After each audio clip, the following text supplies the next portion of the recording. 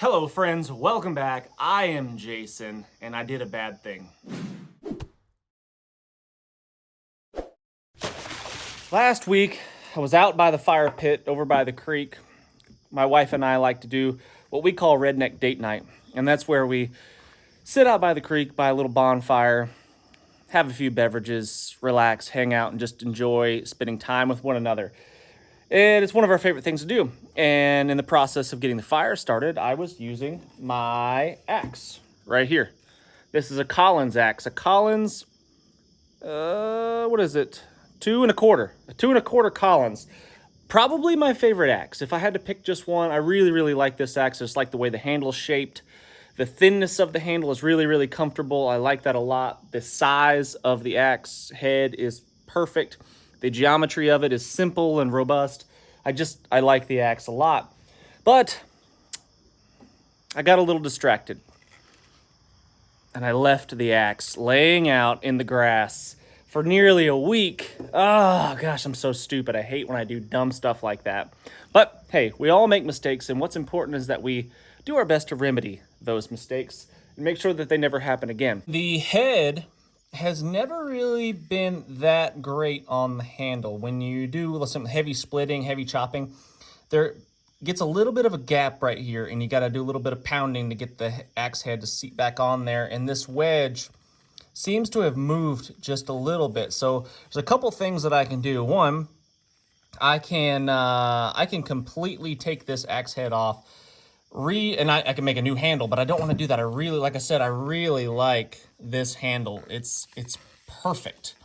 So I want to make sure that I salvage that. So what I could do is I could take this off. I could reshape the wood right here that inserts into the axe head, and I could refit it with a new wedge and make it perfect, just the way I like. When you leave it out in the weather like that and it rains on it potentially, I don't know if it rained on it.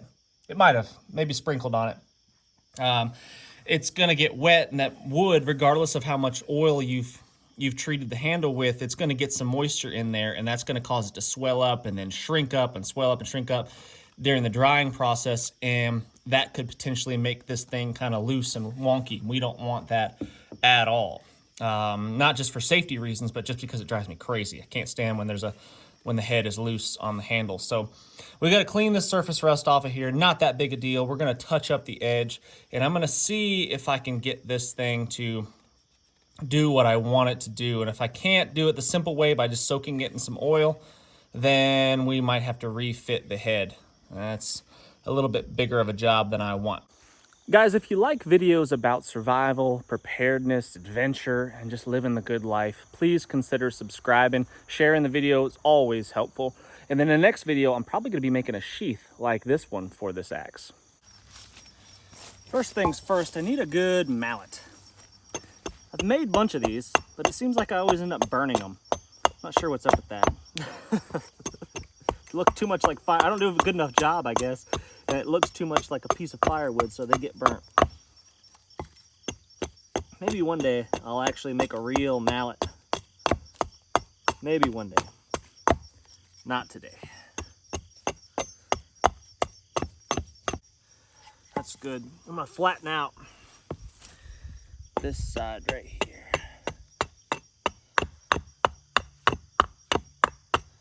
So the first thing that I'm gonna do is I'm gonna try to get this head seated on there as far as I can get it.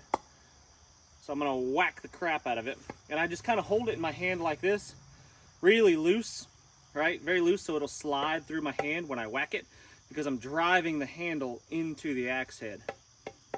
You can do this. I mean, I'll also do that. I mean, I'll just give it a tap like that. But this seems to actually work a little bit better when I do it this way.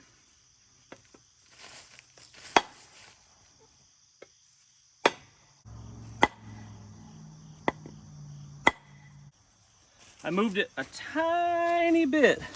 See if I can get you to see that. So I was able to move it a tiny bit. That wood was flush. That wood right there was flush with the top of the axe head, and now you can see it's about maybe a 1/16, almost a 1/16 above it. So we were able to move it just a little bit, and we've got it seated on there really tight. You can see those little curls where the wood's getting smushed. shaved a little bit. It's a good tight fit. So we're gonna see if we can salvage this and not have to do extra work. I've also got a couple of extra step wedges here. This axe appears to have a small step wedge right there, but I think got a couple different size ones here. This one's probably too big. Yeah, I could make it smaller, but we're not going to. I think I'm gonna try to drive this step wedge in there, right in front of that one.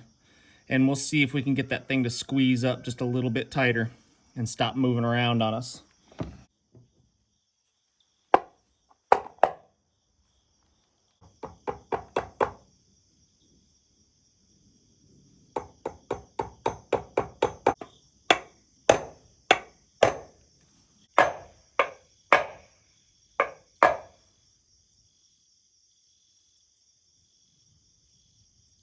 Nice.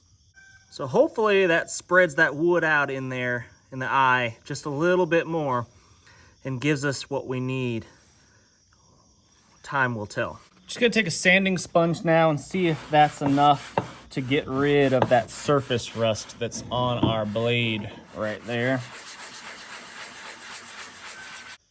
Gonna hit it with a little bit more aggressive grit sandpaper. I think this is 120.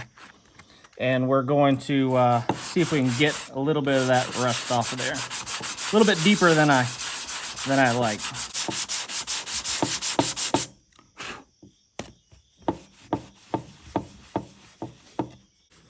All right, that's pretty good right there. I'm happy with that. The bulk of the surface rust. Now, while I'm at it, I guess I could clean up some of these little burrs and stuff from this axe getting beat on with another axe or something. Who knows? Driving metal stakes or something. I'm not sure. That's not for me. That's from previous use. Hey, it's not a big deal, but I could clean up a couple of those sharper edges there.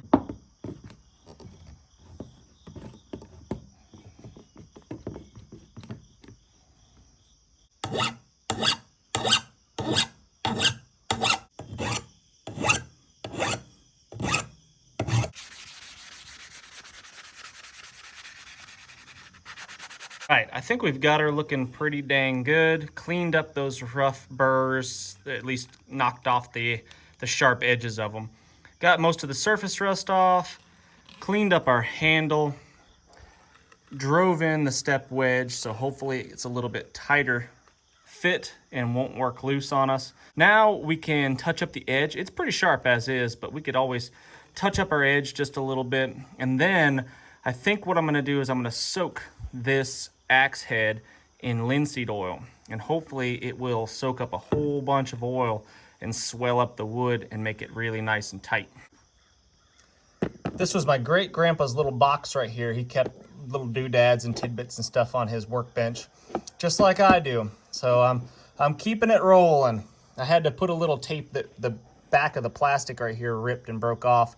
I think my kids might have been abusing that, but anyway, I put a little tape on there and it still works. But to sharpen up our axe, I'm gonna use my diamond stones. This is the same process I use to sharpen just about everything. I've got a coarse grit diamond stone and a fine grit diamond stone. Let me see what they are. I can't quite remember. 600 and I think it's 12. 6 and 12. Ultra sharp. These work quite well. I do like these.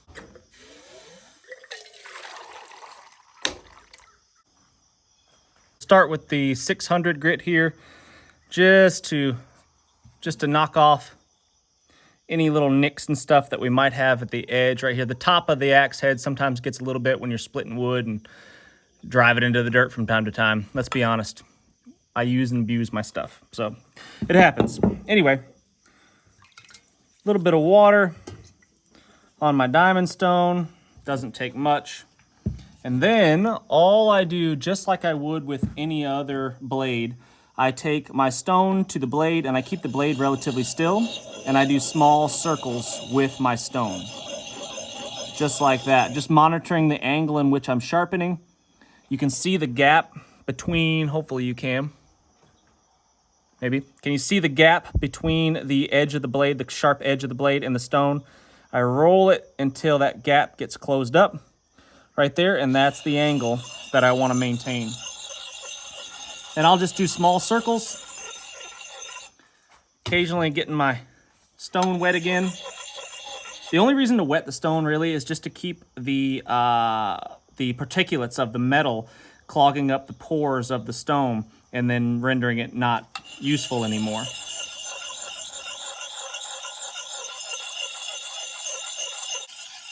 And then I'm just rolling it because this is a convex edge. It's a rounded edge like that. So I'm just kind of changing the angle as I sharpen.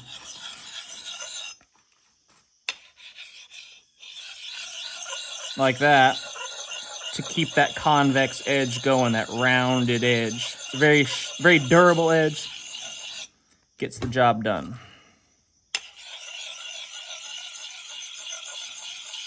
And I'll sharpen equal amounts on both sides.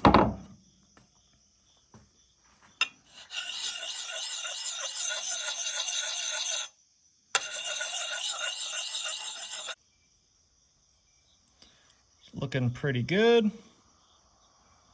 Just check for any spots that I might have missed. Does it scratch my thumbnail, scrape my thumbnail? Yep, all the way across. And that's really all it needs right there to be a functioning axe. It's sharp enough right there. Probably not quite razor sharp, but let's check. Oh, it is. It is actually hair shaving sharp. I don't know if you can see that on camera, but that is hair shaving sharp as is. But what I'll do, just for fun, is I'll take this 1200 grit diamond stone and I'll hit it just a lick, just a little bit.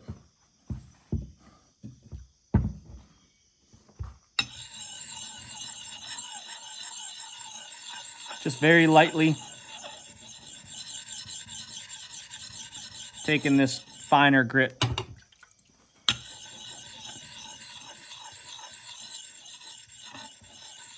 Oh man, that's gonna be really sharp. Scary sharp. And if you wanted to go one step further, we could strop this thing on some leather, but very unnecessary. Woo!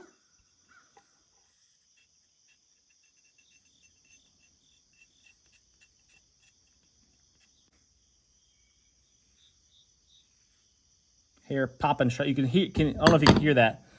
It popping the hairs off my arm. All right, very sharp axe. Good to go as far as that.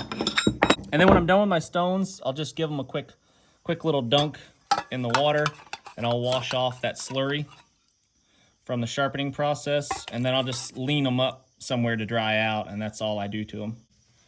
I just kind of lean them up against my box like that after I wash them out.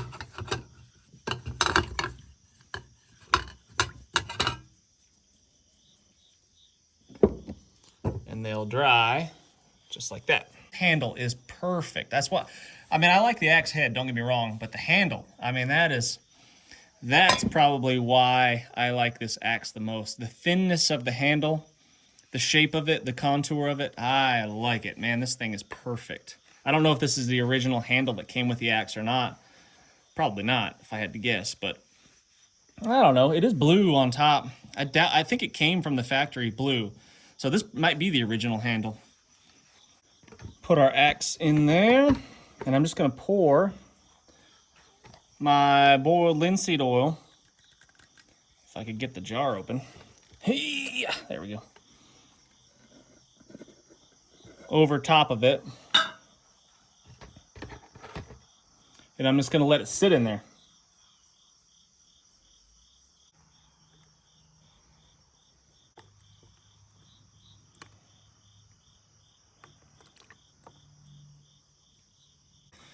And now I'm just gonna let it sit in the oil, and I'll occasionally slosh it around and get some back up on the top right there. If I had a little bit smaller, narrower container, I thought about using an old like 4-quart, 5-quart oil jug.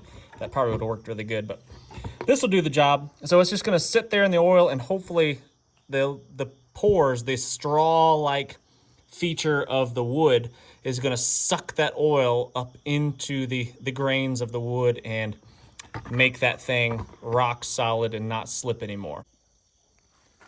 we've been soaking for probably an hour or so.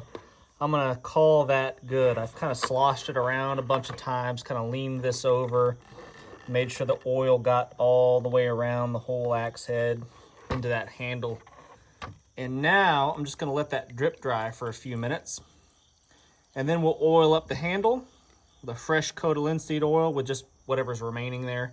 Probably is all I need to do. And then Bob's your uncle. Just a really light coat. There's been multiple coats of oil on this handle. Might have sanded off a little bit of it, but not much when I was cleaning it up, because just lightly sanded it to get rid of any little burrs, splinters, and stuff that I've got on there from using it.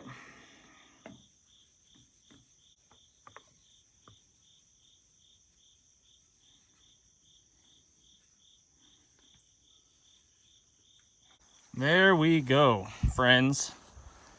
That axe is ready for action. Now, only time's gonna tell if what we did there is gonna fix it, but I think it's definitely going to help. So I didn't wipe off much of that oil. I'm just gonna leave it on there and let it soak in. Leave it out here in the sunshine, maybe if the sun ever decides to come out today, and let the warm sunshine warm up the wood, warm up the metal, and let that oil soak into it a little bit deeper. But anyway, thanks so much for watching, friends. I really do appreciate it. Please hit that thumbs up, subscribe if you haven't done so already. And until next time, what's the worst that could happen? Let's go on 3.